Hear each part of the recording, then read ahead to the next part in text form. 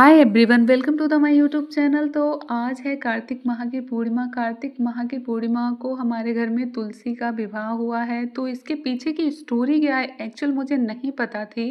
Because मैं जब से भी बड़ी हुई हूँ मैंने समझना शुरू किया है। तो मेरे घर में हर साल ही पूजन किया जाता है मम्मी चाची के द्वारा। और इसके पीछे जो स्टोरी है वो मुझे बिल्कुल भी नहीं पता थी कि क्या स्टोरी है, क्या लॉजिक है इसके पीछे का। तो चलिए आप भी जानिए और मैं भी जानती हूँ कि क्या कहानी है। पौरा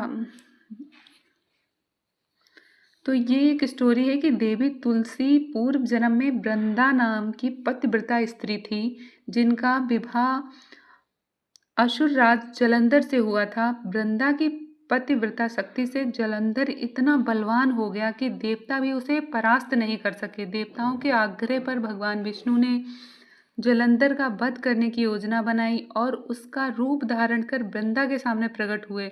अपने पति का रूप देखकर वृंदा भ्रमित हो गई, जिससे उनका तप भंग हो गया और जलंधर की शक्ति नष्ट हो गई। वह युद्ध में मारा गया। तो यही कहानी थी। और अब तुलसी का विवाह जानते हैं कि विष्णु भगवान से इनका विवाह कैसे हुआ।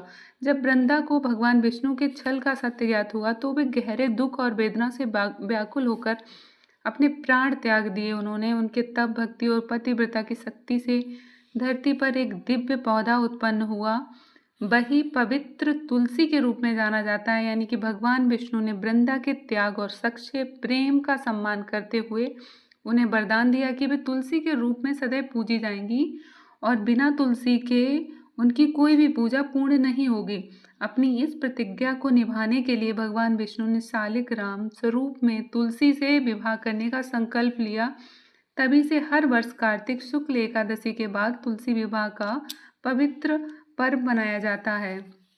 तो ये इसके पीछे की स्टोरी है। तुलसी विवाह एक हिंदू अनुष्ठान है जिसमें तुलसी के पौधे को देवी लक्ष्मी के रूप में, शालिग्राम भगवान को भगवान विष्णु का स्वरूप मानकर इनका विवाह कराया जाता है। तो यहाँ पर ये चाची जो हैं शालिग्राम भगवान को गोद में लेकर उनके साथ 7 फेरे करा रही हैं। यानी परिक्रमा, 7 परिक्रमा होने पर ये विवाह पूर्ण होता है।